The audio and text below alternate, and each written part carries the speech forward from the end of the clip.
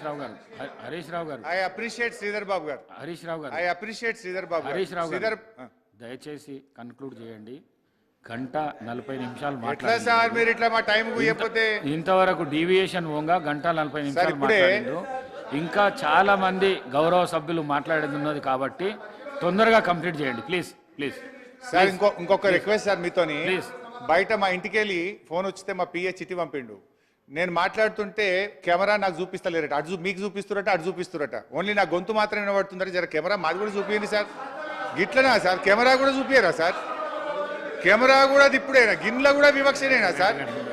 Camera only మాట వస్తుందట కానీ కెమెరా నేను కనబడతలేనట. చిట్టి వచ్చింది ఇప్పుడే. అంటే 3-4 కెమెరాలు ఉంటాయి, నా ఫేస్ చూపిస్తలేరట. ఓన్లీ గొంతే కనబడుతుందట. కెమెరా ముఖ్యమంత్రి గారు లేకపోతే ఉత్తమన్న లేకపోతే స్పీకరే కనబడుతుందట. ఇంత అన్యాయమా? అరే రే రే రే. అధ్యక్ష హౌస్ లో ఆ విధంగా ఉండదు సార్. చిట్టి చూపియాలా సార్? చూపియండి, చిట్టి చూపియండి. ఇప్పుడే నాకు చిట్టి వచ్చింది ఇంతకెళ్ళి.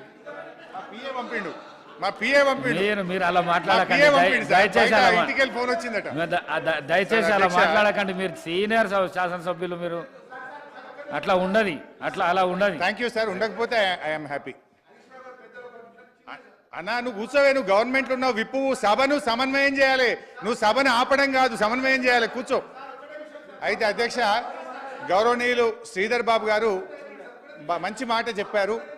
I appreciate him. వారు ఒక మంచి మాట అన్నారు శ్రీధర్ బాబు గారు. మా ప్రభుత్వం కష్టపడ్డది, మేము స్టార్ట్ చేసినాము, ఒకటి పూర్తి చేయలే కావచ్చు, మీరు చిత్తశుద్ధితో వాటిని పూర్తి చేయాలి అని అన్నారు. So I appreciate him. Exactly నేను కూడా అదే చెప్పాలనుకుంటున్నా. ఎందుకంటే అధ్యక్ష నేను ఒక చిన్న ఉదాహరణ చెప్పి ఆ విషయానికి వస్తా.